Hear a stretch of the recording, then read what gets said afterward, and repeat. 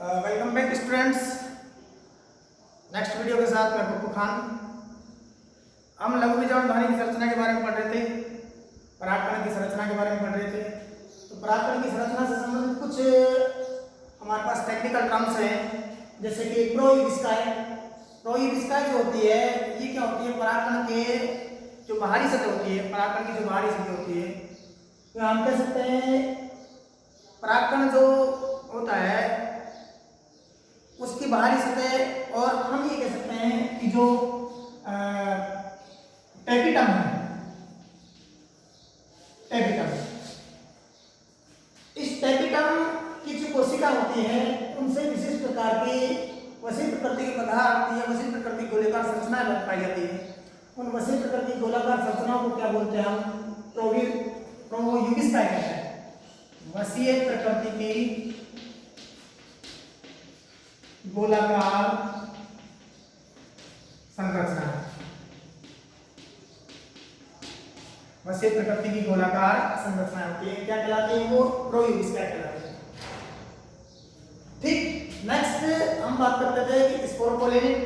Sporopollenin जो होती है वो टेपिटम की कुछ कोशिका होती है, टेपिटम की कुछ कोशिका होती है, वो रासायनिक पदार्थ का स्राव करती है, रासायनिक पदार्थ का स्राव करती है, जो कि क्या करता है? परागकणों का संरक्षण करता है। परागकणों को क्या करता है? संरक्षण करता है, सुरक्षा प्रदान करता है, सुरक्षा प्रदान करता है। इसी के कारण ये लंबे समय तक जीवित बने रहते हैं। लंबे समय तक क्या बना रहता है? ये जीवित बना रहता है। एक हमारे पास है पोलन किट। पोलन किट के बारे में बात करते हैं। पोलन किट जो होती है, पोलन किट परागकण के जो बाहरी सतह होती है उस पर चिपचिपा पदार्थ पाया जाता है, तेलीय चिपचिपा पदार्थ, तेलीय चिपचिपा पदार्थ पाया जाता है। ये तेलीय चिपचिपा पदार्थ क्या होता है? क्या कहलाता है? पोलन किट कहलाता है। इसका कार्य क्या है? परागण क्रिया में सहायक, परागण क्रिया के दौरान कीटों को आकर्षित करता है, कीटों को आकर्षित करता है। परागण क्रिया के दौरान क्या करता है? कीटों को आकर्षित करता है। विशिष्ट गंध पाई जाती है इसमें। ठीक, इसके कारण क्या होता है? ये परागण क्रिया के दौरान कीट जो होते हैं, इंसेक्ट होते हैं, उनको क्या करता है? अपनी ओर आकर्षित करता है। कौन? Pollen kit. इसके अलावा ये क्या है? पराबैंगी किरणें जो होती हैं, पराबैंगी किरणें, बोले तो यूवी किरणों से परागकणों की क्या करती है? सुरक्षा करती है, से परागकणों की सुरक्षा करता है। कौन करता है?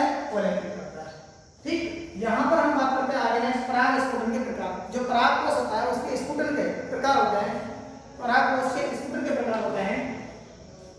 ये जो परागकोश के स्फुटन है वो चार प्रकार से हो सकते हैं।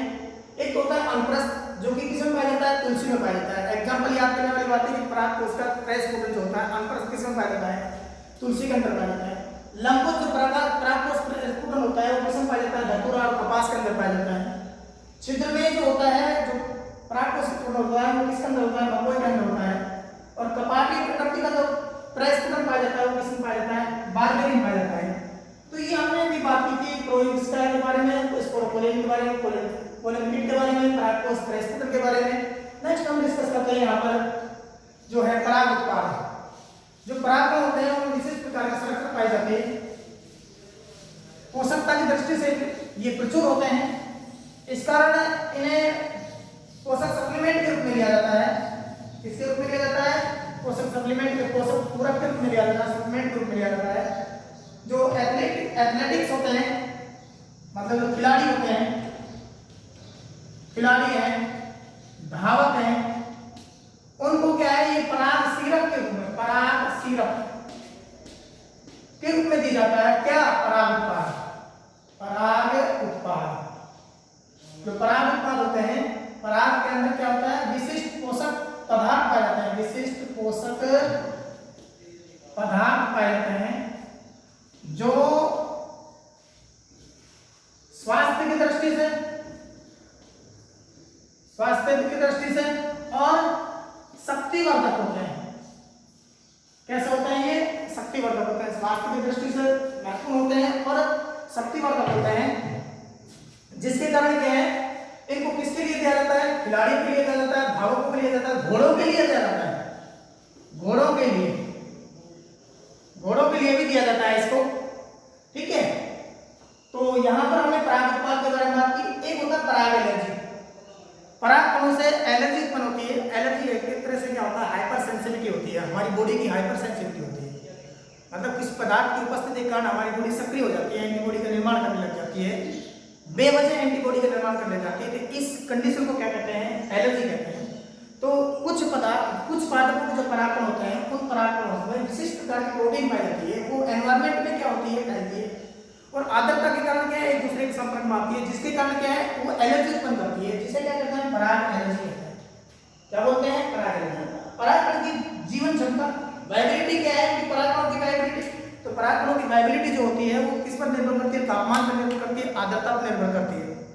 तापमान पर, आर्द्रता पर निर्भर करती है। इनकी जो वाइबिलिटी है वो कुछ मिनटों के अंदर, कुछ मिनटों की हो सकती है, कुछ घंटों की हो सकती है, दिनों की हो सकती है, महीनों की हो सकती है, वर्षों की हो सकती है। यानी कि ये जो है परागकण है, कम से कम कुछ मिनट तक जीवित रह सकते हैं और अधिकतम वर्षों तक जीवित बने रह सकते हैं। इनके जीवित बने रहने के लिए एक महत्वपूर्ण संरचना पाई जाती है इनके अंदर, और वो पाई जाती है, वो होती है स्पोरोपोलिन नामक की प्रोटीन होती है। उसके कारण भी क्या है? ये परागकण लंबे समय तक जीवित बने रहते हैं। नेक्स्ट हम बात करते हैं कि परागकण की जो, अगर इनको हम कृत्रिम रूप से संरक्षित करें लंबे समय के लिए, तो परागकणों का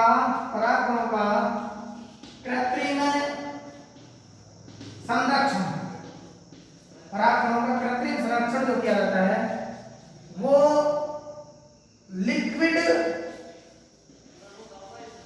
नाइट्रोजन में -196 डिग्री सी टेम्परेचर पर किया जाता है। कितना? -190 डिग्री सी टेम्परेचर पर किया जाता है लिक्विड नाइट्रोजन के अंदर। इनको लंबे समय तक संरक्षित किए जा सकते हैं। जो क्या बोलते हैं इनको? पराग बैंक पोलन बैंक भी कहा जाता है।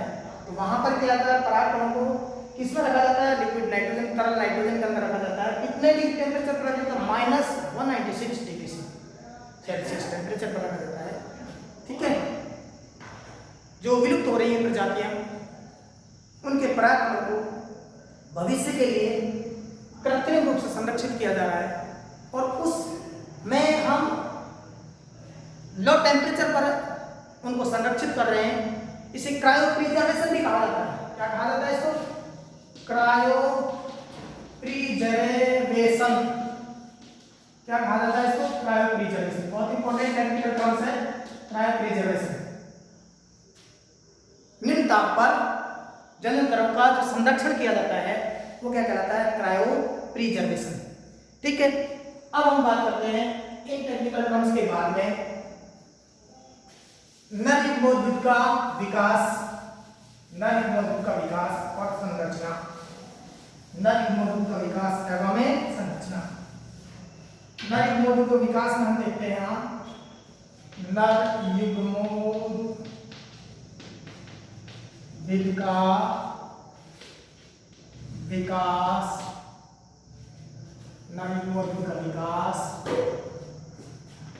एवं संरचना।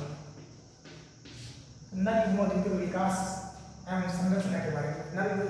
नरयुग्मोद्भिद के विकास के लिए सबसे जो शुरुआती जो कोशिका होती है वो होती है परागकण, जिसे हम कहते हैं लघु बीजाणु, जिसे हमने प्राप्त किया था अर्धसूत्री विभाजन के फलस्वरूप लघु बीजाणु जनन द्वारा। लघु बीजाणु जनन किस में पाया गया था? लघु बीजाणु मात्र कोशिका में। ठीक, तो यहाँ पर हम सबसे जो यहाँ कह सकते हैं सबसे प्रथम कोशिका या हम ये कह सकते हैं सब शुरुआती जो कोशिका होती है वो क्या कहलाती है? परागकण। नर युग्मोद्भिद के विकास के लिए शुरुआती जो कोशिका होती है वो कौन सी होती है? परागकण, पोलन ग्रैंड। क्या कहलाती है? वो पोलन ग्रैंड कहलाती है, परागकण कहलाती है। इस परागकण का आगे विकास होता है और ये किस में बदलता है? परागकण नर युग्मोद्भिद में। नर युग्मोद्भिद में किसमें बदलता है? ये नर युग्मोद्भिद में। कैसे बदलता है नर युग्मोद्भिद में? अभी हम आपको इसको थोड़ा सा डिटेल से बताएंगे। इसका जो विकास जो होता है, विकास कहाँ शुरू हो जाता है? परागकोश में। परागकोश में शुरू हो जाता है। अभी हमने बताया प्रथम कोशिका क्या होती है? प्रथम कोशिका क्या होती है? परागकण होती है। ठीक, यहाँ जो परागकण होता है, परागकण, इसके अंदर एक केंद्रक होता है। क्या होता है? एक केंद्रक होता है। उस केंद्रक के अंदर समसूत्री विभाजन होता है। क्या होता है? समसूत्री विभाजन होता है। समसूत्री विभाजन होता है जिसके फलस्वरूप दो केंद्रकों का निर्माण होता है। किसका निर्माण होता है? दो केंद्रक। एक होता है कायिक केंद्रक और दूसरा होता है जनन केंद्रक। जनन केंद्र, कायिक केंद्रक जो हो कायिक कोशिका में विकसित होता है और जो जनन केंद्रक होता है वो जनन कोशिका में विकसित होता है। कायिक जो कोशिका होती है उसका खास विशेषता होती है आरएनए और प्रोटीन जो होती है। अभी हमने पहले वीडियो बताया था कि ये किसकी मात्रा क्या होती है? ज्यादा होती है। मात्रा कैसे होती है? ज्यादा। और यहाँ पर आरएनए और प्लस प्रोटीन जो होती है कैसी होती है? कम। कैसे होता की मात्रा कैसे होती है? कम होती है। ठीक, हाँ एक बात है कि यहाँ पर जो डीएनए की मात्रा होती है, डीएनए की जो मात्रा होती है, डीएनए की मात्रा वो कैसी होती है? समान होती है। डीएनए की मात्रा कैसी होती है? में समान होती है।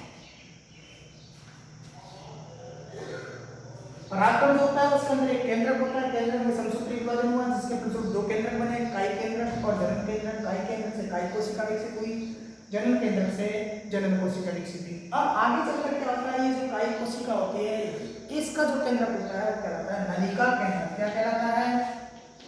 नलिका केंद्रक। क्या कहलाएगा? नलिका केंद्रक। और ये जो जनन केंद्र है इसमें आगे चलकर विभाजन होगा, आगे विभाजन होगा। कौन सा विभाजन होगा? समसूत्री विभाजन। समसूत्री विभाजन होगा जिससे किसका निर्माण होगा? दो नर युग्मक केंद्रकों का निर्माण होगा।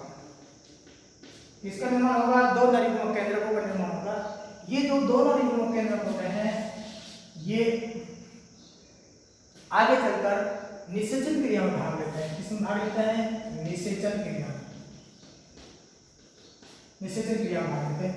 इस पूरी प्रक्रिया को अब हम डायग्राम से समझाते हैं, आपको चित्र की सहायता से समझाते हैं। चित्र में किस प्रकार इसको दर्शाया जा सकता है।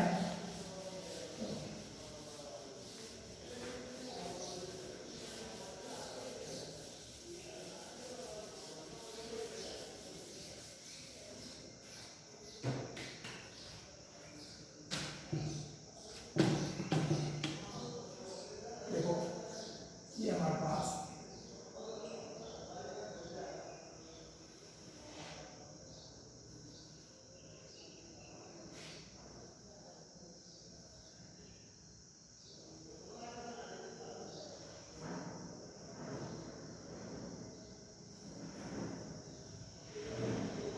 एक बात बताएं हम आपको कि जो परागकण से जो नर युग्मोद्भिद का विकास होता है यानी कि अंकुरित परागकण का विकास होता है, यह प्रक्रिया परागकोश के अंदर शुरू हो जाती है। और जो अंकुरण की जो प्रक्रिया होती है परागकण से पराग नलिका का जो निर्माण होता है वो पुष्प की वर्तिकाग्र पर होता है। कहाँ पर होता है? पुष्प की वर्तिकाग्र पर। परागण क्रिया के दौरान जब एक परागकण परागकोश से वर्तिकाग्र पर पहुंचता है। तो वर्तिकाग्र पर पहुंचने के बाद में वर्तिकाग्र पर उपस्थित विभिन्न प्रकार के जो पोषक पदार्थ होते हैं उनकी उपस्थिति से परागकण से एक नलिका का निर्माण होता है, जिसे पराग नलिका कहते हैं। और पराग नलिका युक्त परागकण क्या कहलाता है? नर युग्मोद्भिद कहलाता है। क्या कहलाता है? नर युग्मोद्भिद कहलाता है। तो यहाँ पर हम इस बात को बताना जरूरी था। अब ये हमारे पास क्या है? परागकण है। क्या है ये? परागकण, जिसे हमने क्या कहा? लघु बीजाणु। क्या कहा? इसके अंदर ये क्या पाया जाता है? केंद्रक पाया जाता है, रिक्तिकाएं पाई जाती है, द्विध्रुव पाया जाता है। इस बात यहाँ पर ये क्या है हमारे पास? बाह्य स्तर, बाह्य आवरण कह सकते हैं, बाह्य आवरण, जिसे एक्साइन बोलते हैं। एक्साइन बहुत इंपॉर्टेंट टर्म से इंग्लिश की प्रैक्टिस जाती है। और ये जो हमारे पास है ये है अंतः आवरण। आवरण इसे हम बोलते हैं इंटाइन। क्या बोलेंगे इसको? इंटाइन बोलेंगे। ये जो दसवीं संरचना ये कहलाती है जनन छिद्र। क्या कहलाती है? जनन छिद्र।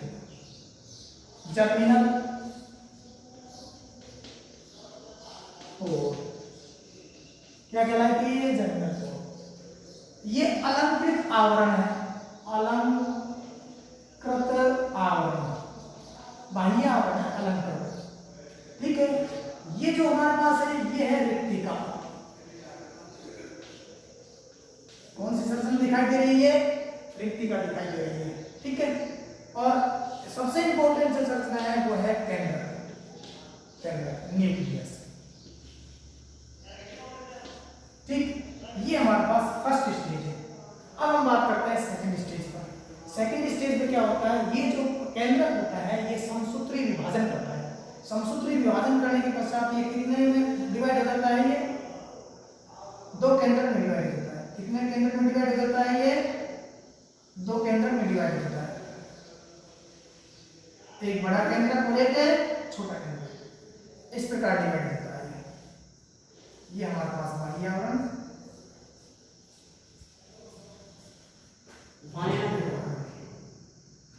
यहां ये जो कह रहे हैं कायिक केंद्र कहलाता है और ये क्या कहलाता है? जनन केंद्र, जनन केंद्र। ठीक है। रिक्तिका जो है विलुप्त हो जाती है। रिक्तिका, ये रिक्तिका है और ये है जनन छिद्र। तो यहां कौन सा विभाजन हुआ है? समसूत्री विभाजन। कौन सा विभाजन हुआ है? समसूत्री विभाजन, माइटोसिस हुआ है। माइटोसिस, कौन सा विभाजन हुआ? माइटोसिस। ये सेकंड स्टेज आ गई। अब सेकंड स्टेज के बाद हम तीसरी स्टेज के बारे में बात करेंगे। कौन सी स्टेज बात करेंगे? तीसरी।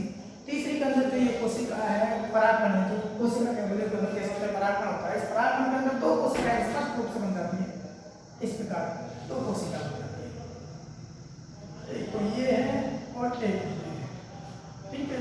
ये अलंकरण आवरण है हमारे पास। और खास बात यह है कि यहाँ पर जो ये जनन छिद्र होता है, जनन छिद्र से क्या होता है? एक पराग नलिका भी क्या हो जाती है? निकल जाती है, इस प्रकार। और यहाँ ये तो है हमारे पास जनन कोशिका, जनन कोशिका।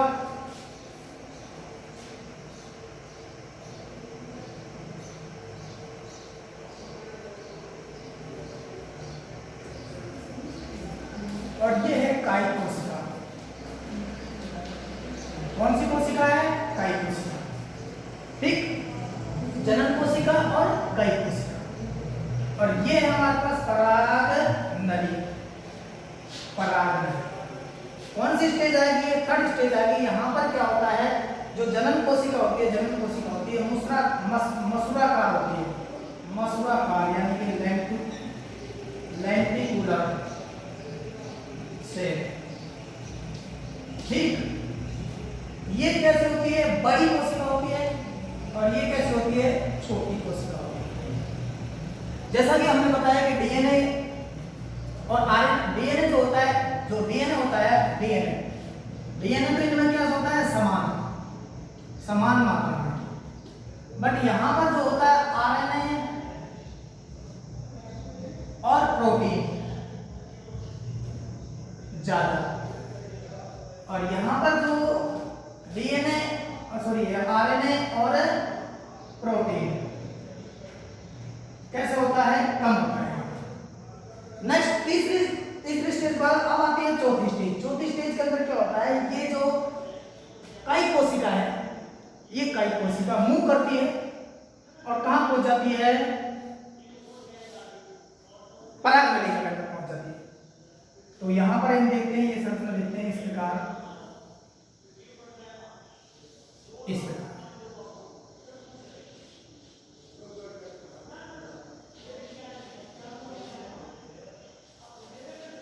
ये हमारे पास काई कोशिका, और यहाँ जो ये जो संरचना आती है हमारे पास, ये जनन कोशिका जो है, जनन कोशिका, कौन सी कोशिका, जनन कोशिका। ये जनन कोशिका कैसे हो जाती है, कृमि रूपी हो जाती है, कृमि रूपी कैसी हो जाती है, कृमि रूपी हो जाती है, वर्मी फॉर्म हो जाती है, वर्मी फॉर्म, वर्मी फॉर्म हो जाती है। ये हमारे पास काई कोशिका, कौन सी कोशिका है, काई कोशिका। काई कोशिका का जो ये केंद्रक होता है, आगे चलकर किसका निर्माण करता है, नलिका केंद्रक का निर्माण करता है। किसका निर्माण करेगा, नलिका केंद्रक का निर्माण करेगा। जगह का अभाव है इसलिए मैं प्रीवियस डायग्राम को मिटा रहा हूं यहाँ पर से, ये मैंने मिटा दिया यहाँ से।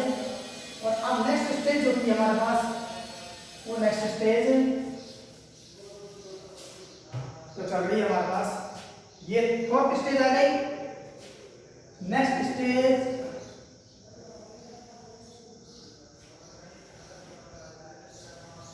इस प्रकार।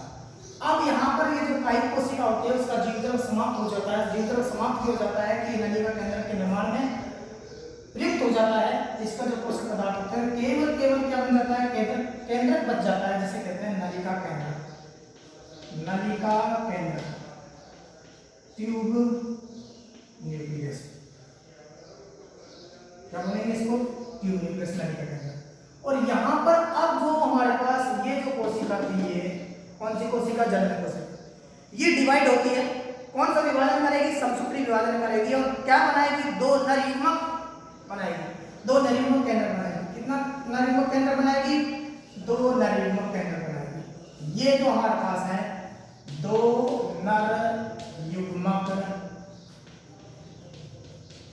केंद्र, किसका निर्माण करेगी, ये दो नर युग्मक केंद्र का। बाकी जो पार्ट है हमारे पास, ये इसमें रिक्तिकाएं बन जाती हैं इस प्रकार, और ये अलंकृत जवाब है इस प्रकार। अब धीरे धीरे आगे चलकर क्या होता है, ये जो दोनों नर युग्मक केंद्रक होते हैं ये आगे मूवमेंट करते हैं, आगे हो सकते हैं। ये जो नलिका केंद्रक होता है कुछ दूरी पर चलकर क्या हो जाता है, नष्ट हो जाता है। तो फाइनली हमारे पास जो संरचना आती है परागकण से, वो संरचना इस प्रकार आती है हमारे पास। हम देखते हैं यहाँ पर वो संरचना, ये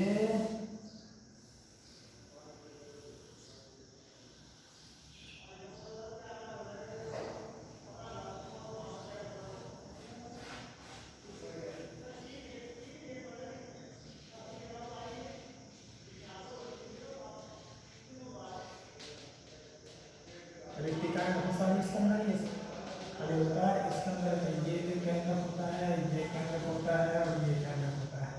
तो ये तो कहते हैं नर युग्मक केंद्रक, और ये होता है नलिका केंद्रक, नलिका केंद्रक। इस प्रकार की जो संरचना है हमारे पास, ये कहलाती है नर युग्मोद्भिद, नर युग्मोद्भिद,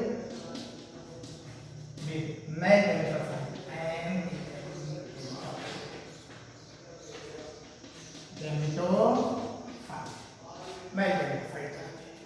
अब ये जो प्रक्रिया होती है, ये प्रक्रिया की जो शुरुआत होती है, शुरुआत कहां पर हो जाती है, परागकोश के अंदर।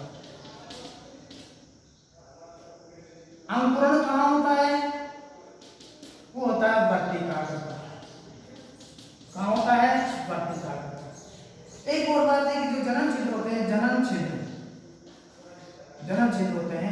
वो द्विबीजपत्रियों के अंदर द्विबीजपत्री जो पादप होते हैं उनके अंदर 3 जनन छिद्र पाए जाते हैं, जबकि एक बीजपत्री के अंदर जनन छिद्रों की संख्या कितनी होती है? 1 होती है। ठीक, तो इस प्रकार हम कह सकते हैं कि नर युग्म उद्भिद की संरचना और उसका विकास होता है। ये संपूर्ण प्रक्रिया जो है वो कहाँ पर संपन्न हो रही है? वर्तिका पर। कहाँ पर संपन्न हो रही है? वर्तिका पर। उसको हम इस प्रकार छोटे से डायग्राम से रिप्रेजेंट कर सकते हैं। ये हमारे पास ये है,